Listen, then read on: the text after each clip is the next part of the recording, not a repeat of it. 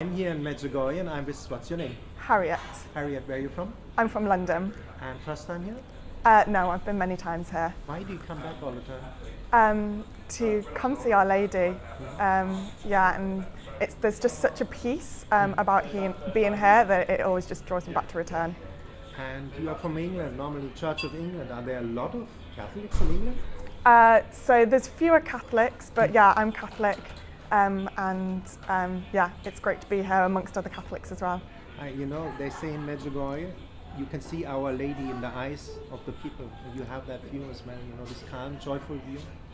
And when you heard the story about Medjugorje, did you believe it straight away, or how was it for you? Did you want to investigate it? Why did you come first time here? So I first came here when I was actually really young, so my parents brought me. So I think I was too young to understand what was happening. I was first 2 years old. But then as I grew older, I always remembered the experiences from when I was younger, and there was just a draw to come back and experience it for myself.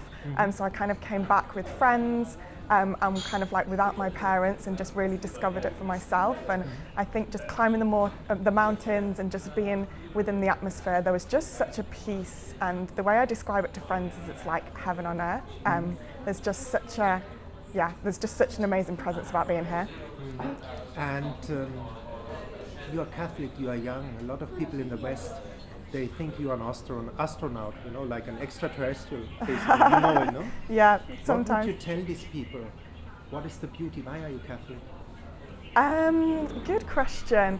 I think it's one of those things where sometimes I describe it as imagine having like a really amazing chocolate bar, and the experience is so good, all you want to do is share it with others. And I think that's, as I've grown in faith, definitely over the past 6 years, I've really grown in faith, and through trips to Medjugorje and grown closer to Our Lady, who just takes us to her son. It's just been something that I can no longer deny, and I think it's just something that is so fruitful and beautiful, and it gives you so much joy and happiness, and you just want to be able to share that so other people can also witness and experience the same. And what is that way to that peace and to that joy, to that happiness? I think an open heart. I think having community and friendships around you who are also able to kind of journey with you and encourage you in your faith, support you in your faith, support you in the highs, but also the struggles. Just because we're Catholic, we're not exempt to those kind of struggles and harder times, but having the faith keeps you strong in those harder times and things like that as well, which is definitely a beauty.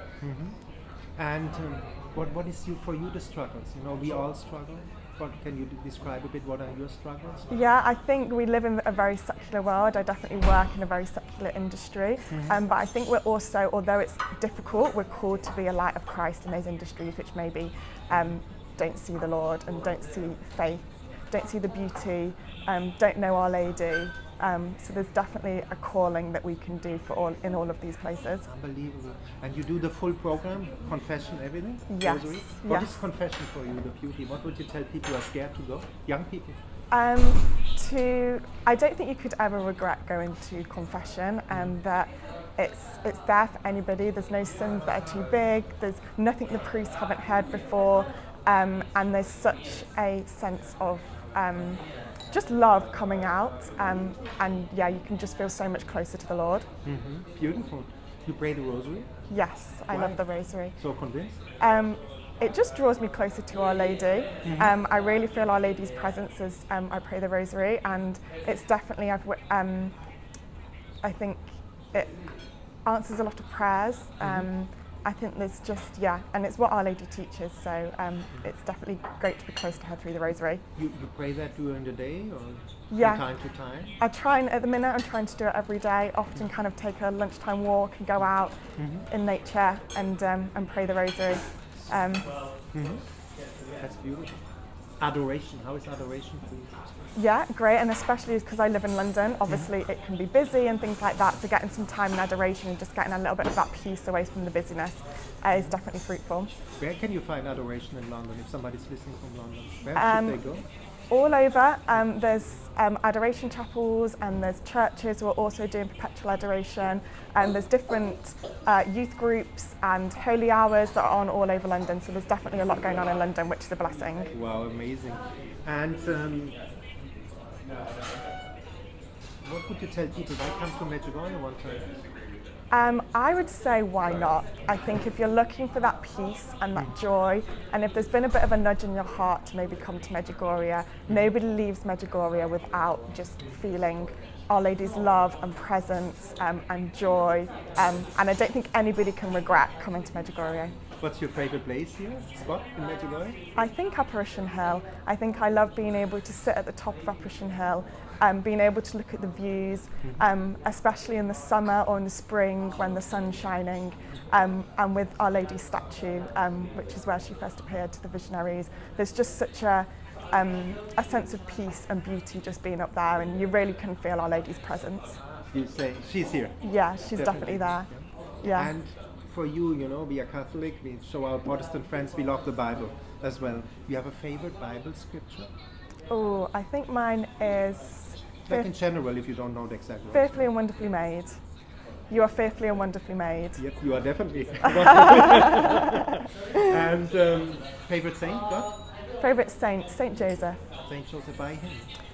I think a number of years ago I did the consecration to Saint Joseph, and through that I really just learned a lot more about all of his virtues, and I think he really just models so many things like so wonderfully. That's something that we could all learn from and just kind of like imitate and strive to kind of like live out some of his virtues more. So, and yeah. I think this is for Protestant friends. You said it. The saints, they are like they help us. Yeah. Faith, they're like models, no? Like Our Lady as well. No, they are, and they're definitely people who we can just kind of like lean on as that kind of like support, and they take us to her son. So. Exactly, that's the role of Our Lady. She's not a goddess. We have to be honest. Our Protestant friends, you're a bit brainwashed. Always the same arguments. I don't know where they get this stuff from. She's not a goddess. She intercedes for us. Yeah, and like our earthly mothers, we turn to our mother when we need kind of support, when we need love, when we need encouragement, and that is all Our Lady is doing. She's our Heavenly Mother, so she's kind of, she's there to give all of that love and support, and all she wants to do is to help us grow and help us just draw her closer and closer to her son. So, yeah, and there's a beauty in that. But I'm amazed you are so passionate about it. Did you have like Jesus called it the rebirth in the spirit? Did you have a conversion moment, or is that a gradual process? I didn't have a huge kind of lightning bolt moment. There was definitely, over the past 6 years, it's just been a really gradual kind of increase in my faith. Definitely trips to like Medjugorje, being involved in charities like Youth 2000, where there's just a lot of young people where we can encourage each other. And I think the Lord and Our Lady, I'm very close and devoted to Our Lady, and I think there's a beauty where they just constantly work on your heart. And I think, as Our Lady says, like, pray with an open heart. I think that having that open heart and that surrender and just allowing Our Lady to just work through us, we just grow in such beautiful ways. And yeah, for me, there's been no lightning bolt moment, but it's just been a gradual process, which has been wonderful, and I can now look back and see how much I've grown. That's amazing. And I'm just amazed because you're young and so passionate about the faith. It's so rare to find, no, in the world. It can be, yeah, but we're definitely, it can be rare, but there's also, you come to things like the youth festival at Medjugorje, or you go to kind of like other youth events as World Youth Day, and you see that there's actually a lot of amazing Catholics out there who are all on fire with their faith. So yeah, it's great to have that encouragement, and we all need each other. There's something that's just like, a Catholic alone is a Catholic in danger, and I think it's true, and we all need to grow and journey, and the more we can grow and journey with each other, the more beneficial it's going to be. But you know, a lot of people out there, they think God the Father is an angry old man with a white beard. He waits to judge us, and then he gots us and he puts us to hell. Yeah. Or like a friend said, everything what is good, the Catholic can't do. Sex, smoke, drink. What would you answer to these people? Good question. I think that God is love, and I think sometimes it's a false representation that he's this angry God who doesn't love us, and that anything that goes wrong in the world is God's doing. And I think often it's kind of like the sinfulness and our free will and our brokenness as humans that can sometimes cause some of this disruption in the world, and actually that God is always working for our good, and he is love, God is love. and that he's not kind of what is always portrayed as this kind of like angry man, and he's often the one that we can so easily turn to and blame when things go wrong, and actually what we need to do is turn to in encouragement and turn to for his renewal of our hearts, and for him to guide our steps, for us to walk his path and not a path that's maybe not meant for us. So you made the experience as well that when you pray, thy will be done, you have a smooth, easy life, and if you go with yourself, that a lot of rocks appear on the road? I think it's we shouldn't. I think sometimes it's so easy to think just because you've got your faith that rocks and troubles won't come along the way. God never promised this. He was always going to be kind of struggles, but I think that's also part of what forms us, what makes us stronger. I know that some of my struggles is definitely what's made me stronger. We can also therefore be a witness and support other people who we maybe meet along the way and are also struggling. So I can now look back and see the blessings of some of the struggles that we go through, because it's either God growing us, God using us as vessels to help other people, to also go through their struggles. And it's a great witness as well that even though we have struggles, we can still have a faith and we can still believe in God, despite maybe what the world can throw at us. It's so beautiful what you say. And if, I see you have a personal relationship with Christ, that's the center of our faith. Yeah. How would you explain it to somebody who wants to have that relationship? They're yearning, the world is yearning, for love, for peace. No, they are. What would you tell them? I think the relationship with Christ is only like it would be with a relationship with a friend or your mother or your father or your brother or your sister. If you want to share some joy, who would you turn to and tell? If you want to send something that's troubling you is on your heart, who would you turn to and tell? And it's a relationship. It's not just a God, I need X, Y, and Z. I need this. Here's my list of things I need you to solve. A relationship is kind of you talking and also you listening, and it's that building and growing together as you talk to a friend, as you talk to a brother or a sister. The Lord wants that kind of relationship with us rather than something that's one-sided or transitional or something like that. Beautiful. And so prayer for you is a personal conversation with Christ, basically? It definitely is. I think people understand wrong this word prayer. Mm-hmm. And you also made the experience, Jesus says in the Bible that my cross is like when you walk in his spirit, when you're guided by him, that things become easy. Because there's a misconception, you have to suffer in the Catholic faith. Yeah. It's not true. No, it's not true, and I think there's definitely a bit of a misconception around that.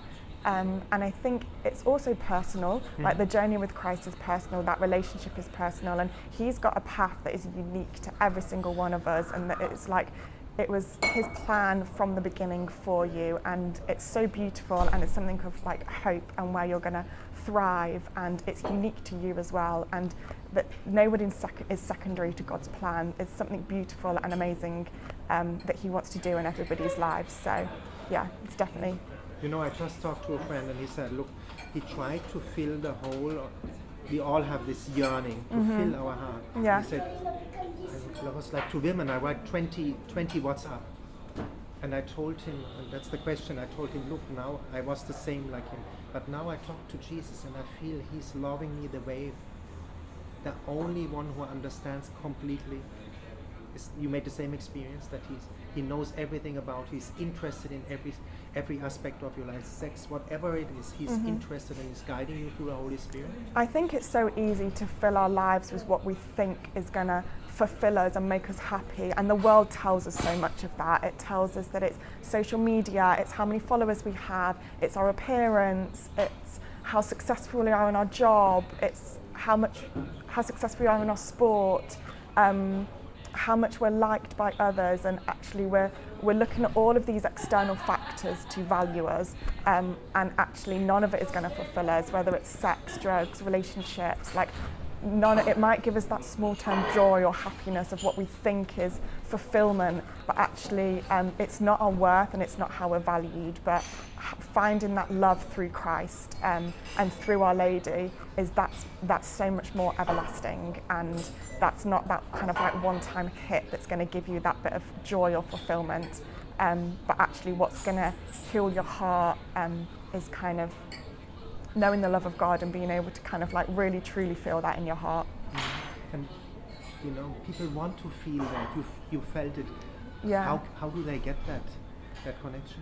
I think just having an open heart. I think as long as there's an open heart, the Lord therefore has got permission to enter and work in your life. And the Lord is gentle. I think sometimes, as we were saying, that there's this expectation that it's maybe he's a really harsh God, and he's not at all. He knows us personally. He knows what our personality is. He knows what we need, and actually sometimes that's really beautiful and really gentle. And there's a joy in that. Unbelievable. You fast? Is that hard for you, fasting? Yeah, I try and fast. It's definitely hard. It's definitely a sacrifice. But as Our Lady says, prayer with fasting, I've definitely seen the fruits and the benefit of that. So definitely being back in Medjugorje, it's definitely a call to continue fasting and continue to combine that with prayer and see the fruits of it. But it's definitely difficult. But God also didn't say it was going to be easy. So these sacrifices that we do are also so Our Lady can use it for her intentions, so she can use it for conversions. And if I can sacrifice food for a day for Our Lady's intentions and the goodness that she's going to do with it, then it's worth it for me. And you read Catholic books, something which inspires you? Have a book for somebody now, what you're reading, what you liked, which made you grow? I don't read a lot of books, I won't lie, but if you want to learn more about Medjugorje, I just reread before coming here, My Heart Will Triumph, which is amazing. And if you're interested in Medjugorje, it's definitely a book that I would highly recommend. It's a super easy book, and it's written by one of the visionaries. It's by Miriana Soldo, no? Yes, it is, yeah. Wow. And at the end, in general, what would you tell people at the end of the interview? Is there something on your heart which you would like to share? That if there's something pulling on your heart that's maybe, or you're asking why, sometimes it can only take a simple prayer. If you've never prayed in your life, or you feel like you pray every day, I think just the openness of your heart, and sometimes the simplest of prayer can actually go such a long way. So, and the gifts and the fruits, I wouldn't be where I am right now without my faith and without the friends that I've got around me, and the encouragement that I've had within kind of like community and family and friends. So definitely be that person to other people as well. If you're journeying or if you see people struggling, we're called to be vessels, and we're all called to soak hard for ourselves and also the encouragement of other people. So. And can you say what Jesus did in your life, how he changed you? I think he just changed my heart. I think I learned what it was to be a daughter and a child of God. I grew in relationship. I learned how much he loved me, which I definitely didn't understand properly before. But it's definitely when you can feel the love of God, it's something that you just want everybody else to experience as well. You almost can't describe it. And I think that's what the gift of being here in Medjugorje is you can just feel the presence of Our Lady. Going back home, it's so hard to explain why Medjugorje and things like that, but it's one of those things that as soon as you experience it, you understand why. Wow, what can I say? Thank you so much for that interview. Oh, thank you so much.